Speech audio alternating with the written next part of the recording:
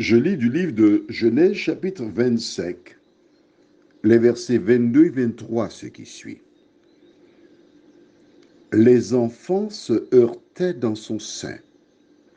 Et elle dit, s'il en est ainsi, pourquoi suis-je enceinte? Elle alla consulter l'Éternel.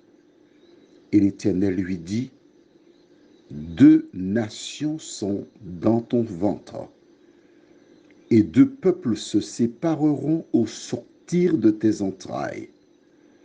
Un de ces peuples sera plus fort que l'autre, et le plus grand sera assujetti au plus petit.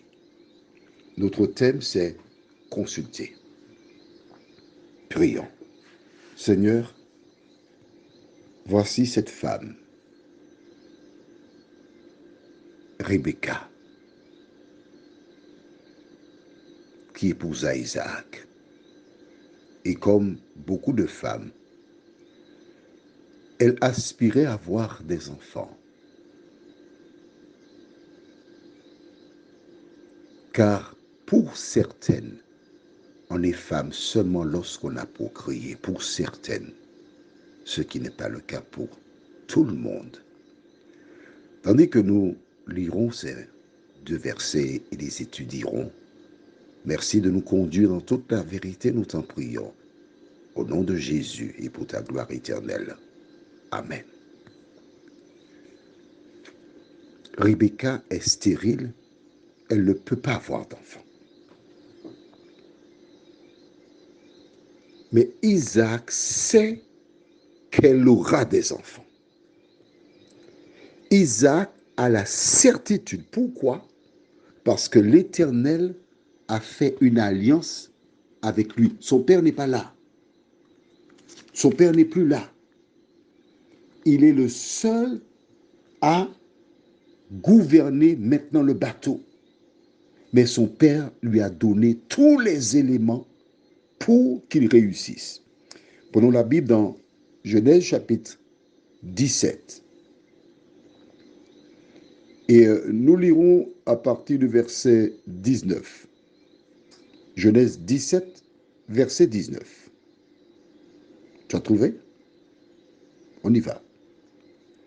Certainement, Sarah, ta femme, t'enfantera un fils, et tu l'appelleras du nom d'Isaac. J'établirai mon alliance avec lui comme une alliance perpétuelle pour sa postérité après lui. À l'égard d'Ismaël, je t'ai exaucé.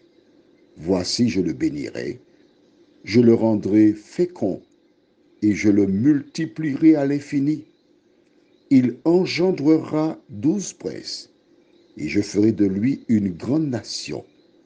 J'établirai mon alliance avec Isaac, que Sarah t'enfantera à cette époque-ci de l'année prochaine. Abraham avait tout dit à Isaac, que toutes les nations de la terre seraient bénies dans sa postérité, c'est-à-dire quand il aurait des enfants. Le serviteur ramena Rebecca en lui rapportant que c'est suite à la prière que l'Éternel envoya cette femme-là pour lui. Donc, il n'y avait aucune raison qu'elle soit stérile. Mais nous avons vu que face au problème, Isaac a la prière. Dieu a une bénédiction pour toi, mais tu as quelque chose à faire pour l'obtenir. Il prie et Rebecca est enceinte. Que se passe-t-il? Elle se plaint. Elle était stérile, elle n'avait pas d'enfant. Maintenant qu'elle a un enfant, pourquoi je dis elle se plaint? On lit au verset 22.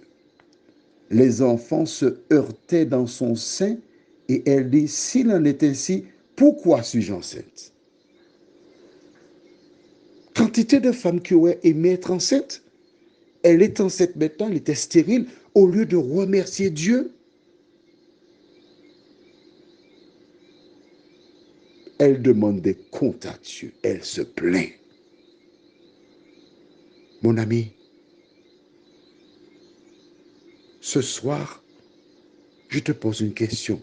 Combien de fois tu te plains? A-t-elle une raison de se plaindre? Elle est stérile. Tout ce qu'elle avait à faire, c'était de dire merci Seigneur. Dans la relation de couple, il était important qu'une femme apprenne à compter sur l'Éternel. Il est important de ne pas se plaindre. Écoute-moi bien, homme ou femme pareil, dans une relation, quel que soit ce qui arrive, essaie de voir le positif, ne te plains pas. Pourquoi il fallait mieux que je n'ai pas d'enfants. Pourquoi je disais, des enfants bougent dans mon ventre. Mais c'est normal. C'est normal. Lorsque Dieu a envoyé cette femme pour Isaac, l'ennemi était sur ses talons parce qu'il cherche à jouer, il cherche à diviser, il cherche à détourner de l'Éternel. Par contre, elle fait quelque chose de bien. Elle va demander à Dieu, Seigneur, mais pourquoi suis-je dans cet état? C'est tout ce qu'elle avait à faire. Quand tu ne comprends pas quelque chose, dis tout à Jésus. Présente-lui ta souffrance, ton souci. Il enverra quelqu'un. Il t'enverra un verset. Mais il ne te laissera jamais dans l'ignorance. Prions. Seigneur, voici cette femme qui se plaignait parce qu'elle ne comprenait pas ce qui se passait. Elle a eu la bonne attitude à se tourner vers toi. Nous voyons, Seigneur, que déjà en ce temps-là, l'homme pouvait venir à toi directement, sans passer par quiconque, en attendant la venue de Jésus. De nous aider, nous aussi, à ne pas nous tourner vers des hommes, mais vers notre Sauveur, nous t'en prions. Au nom de Jésus, pour ta gloire éternelle. Amen. Je te souhaite une bonne nuit.